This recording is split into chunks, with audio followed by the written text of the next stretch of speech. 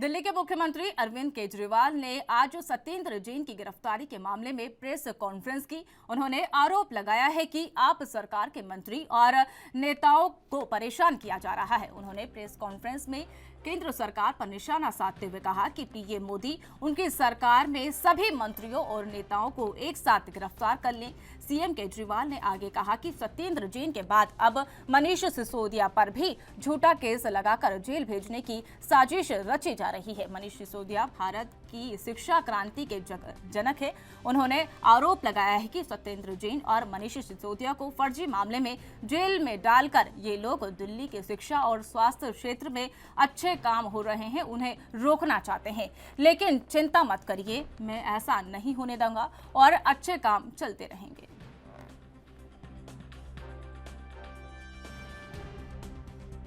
केंद्र सरकार सत्येंद्र जैन को एक फर्जी केस में गिरफ्तार करने वाली है। मुझे बहुत ही विश्वसनीय सूत्रों से यह पता चला था। कल उन्हीं सूत्रों से सूचना मिली है कि अगले कुछ दिनों में केंद्र सरकार मनीष सिसोदिया को भी गिरफ्तार करने जा रही है। पता चला है कि केंद्र सरकार ने सभी जांच एजेंसीज को मनीष सिसोदिया के खिलाफ कोई ना कोई फर्जी केस तैयार करने को कहा है। जैसे इन्होंने सत्येंद्र जैन के खिलाफ फर्जी केस किया है, वैसे ये लोग मनीष जी के खिलाफ भी फर्जी केस बना रहे हैं। मनीष सिसोदिया भारत की शिक्षा क्रांति के जनक हैं। आज़ाद भारत के इतिहास के शायद वो सबसे बेहतरीन शिक्षा मंत्री हैं।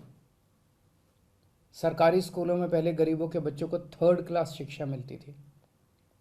दिल्ली के सरकारी स्कूलों में 18 लाख बच्चे पढ़ते हैं। इन सभी बच्चों का भविष्य अंधकार में था। मनीष जी ने इन बच्चों को अच्छे और सुनहरे भविष्य की उम्मीद दी है। मनीष जी ने इनके माता पिता की आंखों में चमक दी है। आज मैं उन 18 लाख बच्चों से पूछना चाहता हूं, बच्चों, क्या आपके मनीष सिसोदिया भ्रष्ट हैं? मैं उनके माता पिता से पूछना चाहता हूं कि ये लोग आपके मनीष सिसोदिया को भ्रष्ट कह रहे हैं, आपको क्या लगता है? मनीष सिसोदिया ने न केवल दिल्ली बल्कि पूरे देश के गरीब बच्चों को उम्मीद दी है।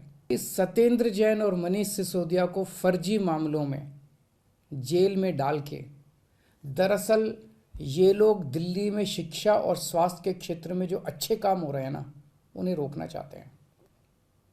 पर चिंता मत कीजिए, मैं ऐसा कभी नहीं होने दूंगा। सभी अच्छे काम चलते रहेंगे। मैं हमेशा कहता हूं, मुझे राजनीति करनी नहीं आती। मनीष को और सत्येंद्र को जेल में डालने के पीछे इन लोगों की क्या राजनीति है, मुझे नहीं पता, मुझे समझ नहीं आता। मुझे केवल ये पता है कि मनीष और सत्येंद्र जैसे लोगों को जेल में डालने से केवल देश का नुकसान है। अगर मनीष और सत्येंद्र भ्रष्ट हैं तो फिर ईमानदार कौन है? इस खबर पर और अधिक जानकारी के लिए हमारे साथ हमारे संवाददाता राजीव तिवारी जुड़ चुके हैं। जी राजीव, जैसे कि आम आदमी पार्टी और बीजेपी में हमेशा घमासान जारी रहता है, उसी बीच आज अरविंद केजरीवाल ने केंद्र सरकार को निशाना बनाया है। उन्होंने कहा कि जो पीएम सरकार से कहा कि हमें एक साथ सभी लोगों को गिरफ्तार कर ले। देखिए, बिल्कुल सही कहा आपने। यहाँ पर बात करें दिल्ली की राजनीति की, तो वो कहीं ना कहीं अब गर्माती हुई नजर आ रही है। और भाजपा की बात करें केंद्र सरकार की और दिल्ली सरकार की, तो दोनों कहीं ना कहीं अब आमने सामने होती हुई नजर आ रही है। यहाँ पर बात करें जिस तरीके से सत्येंद्र जैन की गिरफ्तारी हुई है कोलकाता की एक कंपनी, फर्जी कंपनी के मामले के अंदर, जिसके अंदर कहा जा रहा है कि मनी लॉन्ड्रिंग का पैसे का लेन देन है, और उसको लेकर ईडी के द्वारा जो गिरफ्तारी की गई है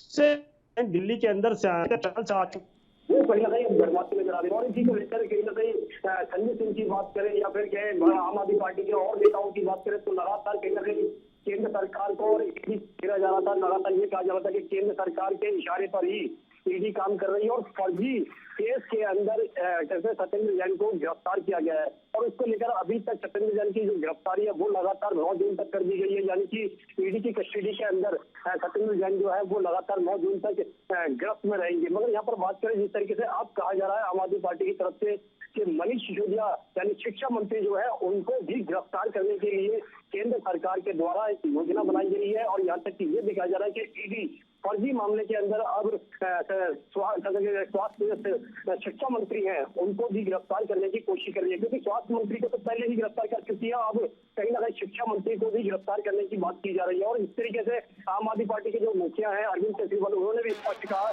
कि आप एक एक करके गिरफ्तार मत कीजिए, सभी को पूरी आम आदमी पार्टी की जो सरकार है या फिर चाहे विधायक है, मंत्री है, सबको एक साथ जेल भेज दी है। मगर यहाँ पर दिल्ली के मुख्यमंत्री ने लगातार 18 लाख बच्चों के लिए भी कहा कि बच्चे ये बताइए कि वो उनके जो शिक्षा मंत्री है क्या वो भ्रष्ट है या फिर आम आदमी पार्टी भ्रष्ट है। मगर बच्चों के पास अभी इतनी नॉलेज नहीं है, मगर लगातार कहीं ना कहीं इसको लेकर राजनीति जरूर जमाती नजर आ रही है और लगातार कहीं ना कहीं भाजपा भी इसी को लेकर कहीं ना कहीं दिल्ली सरकार को घेरने की कोशिश कर रही है। हमारे साथ एक व्यक्ति है, उनसे जानने की कोशिश करते हैं कि वाकई में जो दिल्ली सरकार कह रही है कि मनीष सिसोदिया को गिरफ्तार करने की रणनीति बनाई जा रही है, यहाँ तक की जानकारी भी मिल पा रही है कि फर्जी केस के अंदर मनीष सिसोदिया को गिरफ्तार किया जा सकता है। क्या वाकई में सच्चाई क्या है? सर, आपसे जानना चाहेंगे, अभी आप कह रहे थे कि दिल्ली सरकार ने जो किया है वो सही है या गलत है, जो आप हमारे को पहले बता रहे थे, आप वही चीज कैमरे पे और दर्शकों को बताने की कोशिश कीजिए। देखिए, बात अगर हम करें दिल्ली सरकार की, तो दिल्ली सरकार अपनी बार बार राजनीति करती है। मानते हैं कि सेंट्रल की एजेंसी ईडी है, लेकिन ईडी के पास कुछ तो सुराग होगा, तभी तो स्वास्थ्य मंत्री को गिरफ्तार किया।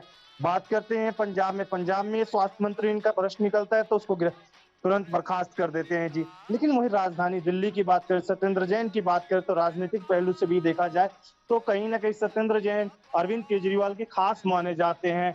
और इस भ्रष्टाचार के आरोप में जब वो पकड़े गए हैं तो कहीं ना कहीं पार्टियां एक दूसरे पर प्रत्यारोप का खेल खेल रही हैं। मगर यही चीज जानने की कोशिश करते हैं कि जिस तरीके से कहा जा रहा है कि अरविंद केजरीवाल के द्वारा जो फर्जी केस के अंदर सत्येंद्र जैन को गिरफ्तार किया गया, फर्जी केस के अंदर ही अब मनीष सिसोदिया को गिरफ्तार किया जा रहा है। आप कह रहे हैं कि जी कुछ ना कुछ सबूत तो होंगे, मगर वही सबूत आम आदमी पार्टी मना कर रही है कि कोई भी सबूत नहीं है ईडी के पास और सिर्फ फर्जी केस है। ठीक है, मान लेते हैं हम अरविंद केजरीवाल की बात की फर्जी केस है। फर्जी केस का जो कोर्ट बताएगा कि अरविंद केजरीवाल बताएंगे। अरविंद केजरीवाल पहले भी कई नेताओं पर आरोप लगा चुके हैं, जैसे शीला दीक्षित जी थे दिल्ली के मुख्यमंत्री, पूर्व मुख्यमंत्री, तो उनके ऊपर भी आरोप लगाया उन्होंने। उन्हीं के नेता कुमार विश्वास ने भी उनके ऊपर बयानबाजी की कि कई जो अरुण जेटली टाइप के बड़े नेता थे उनके ऊपर भी आरोप लगाया था। तो क्या आरोपी साबित हो गए थे ना? अभी कोर्ट और एजेंसियां बताएंगी ना कि स्वास्थ्य मंत्री सत्येंद्र जैन जो है आरोपी हैं या नहीं है। वो तो यहाँ पर जिस तरीके से अभी 9 जून तक का समय है, यानी कि सत्येंद्र जैन की गिरफ्तारी के अंदर लगातार 9 जून के बाद ही स्पष्ट हो पाएगा क्या फर्जी केस है नहीं केस है। मगर कहीं ना कहीं अरविंद केजरीवाल उन एजेंसियों के ऊपर भरोसा क्यों नहीं कर रहे? क्योंकि अरविंद केजरीवाल भरोसा क्यों नहीं कर रहे हैं वो तो उनकी मनोस्थिति जाने। लेकिन जब बात ईडी की है या कोई भी सुरक्षा एजेंसी अगर जांच कर रही तो उसकी पहले जांच प्रक्रिया पूरी हो जाने दीजिए, उसके बाद दूध का दूध और पानी का पानी हो जाएगा, कौन भ्रष्ट है और कौन ईमानदार है। खुद को मैं ईमानदार कहूँ, आप ईमानदार कहो, अगर जांच कोई बैठी हुई है तो जांच एजेंसियां बताएंगे ना कि जी हमें हमारे पास ये सबूत मिला है या नहीं मिला है। अगर स्वास्थ्य मंत्री सत्येंद्र जैन बेगुनाह है तो ईडी उनको छोड़ देगी, अगर गुनाहगार है तो ईडी उनका पर जांच कर। ईडी के द्वारा कहीं ना कहीं पहले भी लगभग 60 बार बुलाया जा चुका है, मगर जब तक कोई सबूत नहीं था, ये भी आम आदमी पार्टी भी कह रही थी और यहाँ तक ये भी कहा जा रहा है कि 60 बार बुलाने के बाद भी उनके हाथ में कोई सबूत नहीं समय का अभाव चल रहा है। इसी बीच आप जी राजीव सुन पा रहे हैं आप?